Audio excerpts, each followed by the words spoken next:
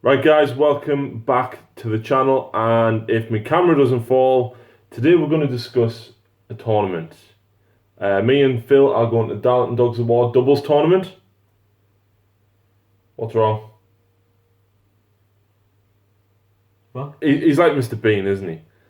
If you haven't been to Darlington Dogs Award previously, I suggest you go. Not only is it a fantastic club, the food is fantastic. Phil loves the food. Chimichangas. Yeah. Um, Conrad is hosting another tournament. Me and Phil went to the last one in October. Phil took the Gene Stealer Cult. They were still quite new at the time, and I took Filthy Elves. I'm sorry. But yeah, Darlington Dogs Award do some fantastic themed tournaments, and everyone always seems to have a good time. So hats off to Conrad and the team at Darlington Dogs Award for running such awesome tournaments. And obviously, when there was mention of a doubles tournament when we were there in October, we instantly said that we had to go, didn't we? Obviously. Instantly. So you've probably seen I am painting my Gene Stealer cult. So we are going as a cult and cult. What would that be called? Praise the four-armed emperor. Yeah, we're going to be praising the four-armed emperor and take two forces of Gene Stealer cult and amalgamate them and see what we can do. However, let's talk a little bit about the tournament first of all. So it's 3 Maelstrom of War games, so obviously you've got to think about not only staying alive but also scoring points, but also killing stuff. Yeah. Feed. So it is held at Darlington Dogs of War, which is in Darlington. If you're not from the northeast, it's in the northeast, obviously. But yeah, it's in Darlington City Centre, and a lot of my games have been filmed there. There's a lot of really cool lads, and a lot of people from the other clubs tend to go as well. Please check out Darlington Dogs of War. We'll post a link to the club in the description, but I'll also post a link to the event itself in the description. Rules wise, 2,500 points, 3 games throughout the day.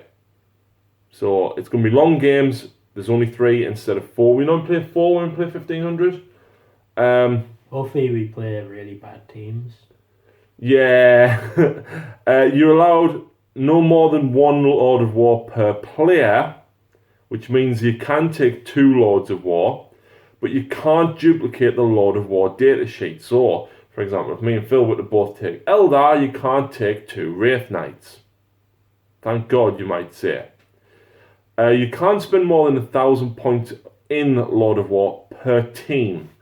So, you know, if somebody has a Lord of War that's, say, 650 points and another one's worth 300 points, you can take it as long as it's not the same data slate.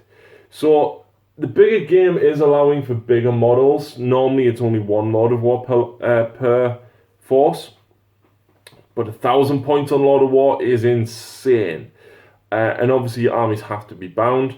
Points rewarded on win, loss and draw, and the victory points that you score during the game are taken into consideration should you tiebreak on victory points.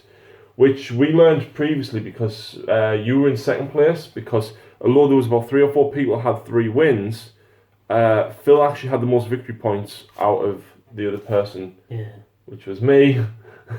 And he ended up fighting Craig for second place, which didn't work out, but you know, Gene said the cult new force, you were still learning them at the time. The gods were not kind. No, the gods were not kind. So, some of the forces that we know are going, I have no idea how we're even going to counteract with this. Phil thinks we can. I'm skeptical because I still haven't actually played a game with the cult yet. Me and Phil's actually going to be playing, I don't know what army you're going to be playing, but basically he's going to coach me through a game with me Gene Stealer cult to see how they perform, basically. So I will batter up that, but I won't put it up until after the tournament for obvious reasons. So yeah, I'm quite excited about this. So it's going to be a full day of game, and basically game 1 is going to be starting at 9 a.m. And we should hopefully finish the 3rd game by 1800. But some of the lists that go on, what? Just seeing how many teams. Right, let's have a look. and then we can see what armies. So the first one is a Tau and Eldar. Craig Young and Agin Bryce, and Craig's been quite open about what he's taken. Very open. So Craig is taking an Eldar Cad with a Lynx. Yeah. And a Wraith Knight. No, I don't think there's a Wraith Knight. There's a Wraith Knight. There's a Wraith Knight. Shit, whatever. And either way, yeah. And Agim is, I don't know what HQ or troops he's taken, but he's taken a Taunar. He's definitely got Riptides in there. Definitely got Broadsides in there. And there's definitely a Taunar. The Riptides are a Riptide wing. Yeah. So that list is not going to be nice to play. No, I'm not bothered. They'll fall as soon as we get an objective, which is only in deployment. So I mean, I'm still very, very skeptical about this. I think they'll fall. We'll see. I don't think they'll leave their deployment zone for the entire game. The next one is Fusco and Boxall, and they're bringing Guard and Archangels. Heretics! So it's definitely tanks and bikes. And speeders. And speeders, yeah. It's definitely a mix of that. And there's definitely a knight in there, we've seen it. I've played Guard, I know how to deal with Guard, obviously, because I've Guard per Genestico. The bikes with the Dark Angels I've never played. I know that they have combat. I know they have insane cover, but since we're all combat anyway, it doesn't really matter. We've got a couple of reasonable shooting weapons. Then Jacob Elwood and George Durkin, I've got no idea. Jacob Elwood plays Grey Knights, I've played against him. Corn Demonkin versus Grey Knights. Awesome battle report by Castle and Crow. One-shotted a Bloodthirster with Force. Sweet. Yeah. So that might be Grey Knights and something then. We've then got Callum Smith and Daniel Chambers, both playing Space Marines. I'm going to hazard a guess.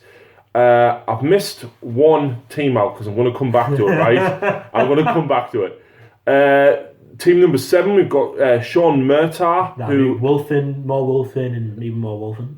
So, yeah, you've seen us play against Sean a couple of times with his Wolfen. I assume that... It was really cool, because I actually played Sean in the final at the tournament last time. Sean had 30 Wolfen and a Knight Gallant. Yeah. The only shooting weapon in his entire army was that Knight Heavy Stubber. Yeah, I played in my first game and had a really good game with him, because we were like, fuck the cards, it's die or die. It's kill or kill. Two close combat armies, so and he's teaming up with Andy Charlton, who I remember a tournament I ran, and they each had about 20 Fenrisian wolves with characters on Thunderwolf, and they basically charged each other in the centre, and it was so hard to be able to see whose was whose.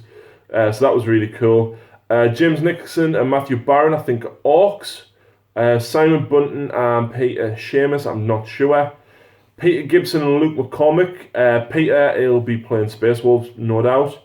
Ben Corey and James Simon. Ben Corey, I played against his Sons of Horus and his Chaos a couple of times. Stephen John Pennick and Scott Parkin, I'm not sure what they're taking. We've got John Welford and Marty Barker, and Ian Heyman and Ian Thompson. Again, no idea what they are taking. Where's Wilson? No! Well, that means it gives us a chance to win Best Painted Army, at least. I mean, yeah, Matthew Wilson's Zinch, unfortunately, don't look to be making an appearance, which was... You said you actually just watched that battle report and you really enjoyed it. That game was fantastic. Wilson! Team number 5, though. Wilson! I'm going to say, excuse my language now, but the pair of bastards are coming. Sean and Liam. Wilson. Are you scared of Sean and Liam? I'm actually terrified of Sean and Liam. I don't know. Basically, Sean's very competitive anyway. He's a Revenant killer. Yeah, he's got a Revenant. That's not going to be pretty. Plus, between them, they've got 3 Warp Hunters. Yeah. And then they've got about 6 Hornets. I don't give a damn what they have. It's all just metal and death. Yeah, this tournament is definitely mounting up to be something of epic proportions. There's basically like 3, 4, maybe even 5, maybe even more, because all the others I don't really know that I'm worried about. So it feels like I'm not scared. I know I'm gonna have close games. Yeah. So I feel like I'm gonna have good fun. On another note, the Gene Stealer cult is coming along. I'm still painting it though. All mine is ready. Phil's is ready, definitely.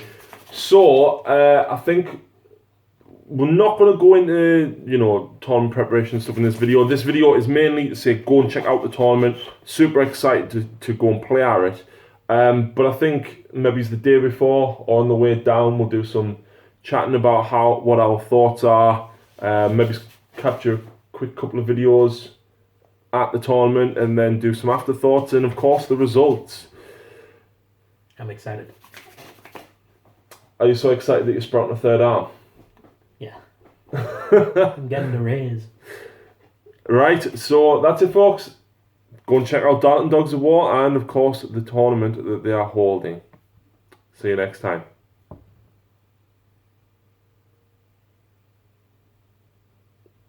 gotta press stop.